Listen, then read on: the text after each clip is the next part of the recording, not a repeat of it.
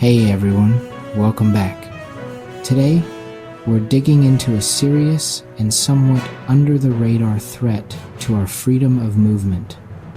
A proposed Massachusetts bill that could let the government track and eventually limit how much you drive. We'll break down what's really happening, what's at stake, and what you can do. Let's get into it. Introduced by Senate Majority Leader Cynthia Cream, Senate Bill S. 2246 would create a state entity empowered to track vehicle miles traveled, VMT, and develop a reasonable pathway to reduce annual driving.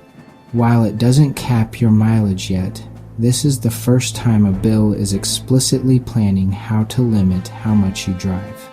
The bill also proposes coordination with car manufacturers and the use of vehicle inspection data for individual mileage monitoring.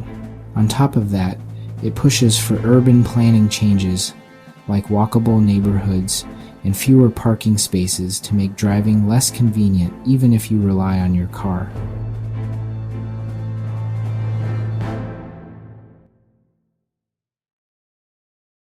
Massachusetts may be the latest, but it's far from alone. States across the country are exploring similar approaches.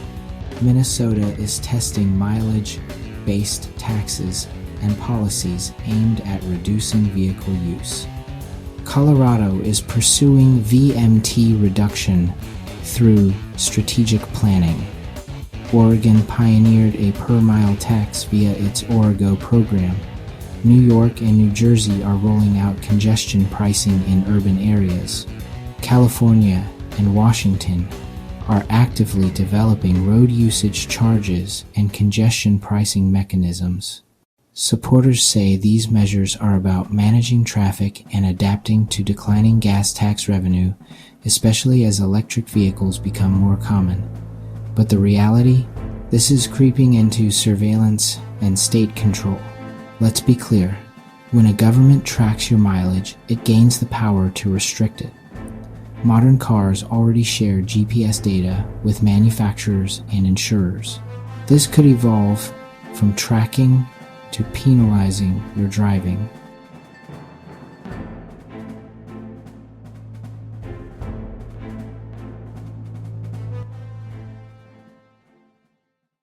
This isn't just an abstract policy. It has real consequences. Low-income families, rural residents, and small business owners who rely on daily driving stand to face the biggest hit.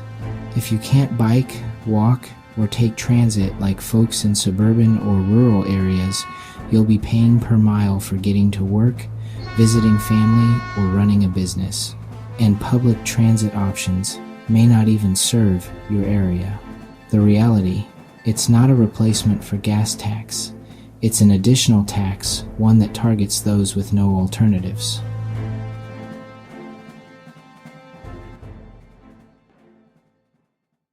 Once VMT tracking is in place, what's next? Could your insurance rates be tied to excessive driving? Will hitting a mileage threshold become a compliance issue? Is this the beginning of conditioning citizens to accept the state monitoring our daily movements? We've seen this play before. Roll out pilot programs quietly, then expand them into mandates like emissions testing, toll lanes, and now digital IDs and connected vehicles. Here's how to push back. 1. Stay informed. Watch bills like S. 2246 as they move through the legislature. 2. Voice your opposition, contact your legislators, and express concerns about privacy, mobility, and fairness. 3. Follow the money. Many of these programs are advocated by vendors who profit from tracking infrastructure. To sum up, what's happening in Massachusetts isn't just about climate or infrastructure, it's about control. The technology for monitoring is available. The policy frameworks are being built. If we don't pay attention now, freedom of movement can be eroded quietly, but effectively. Let me know what you think.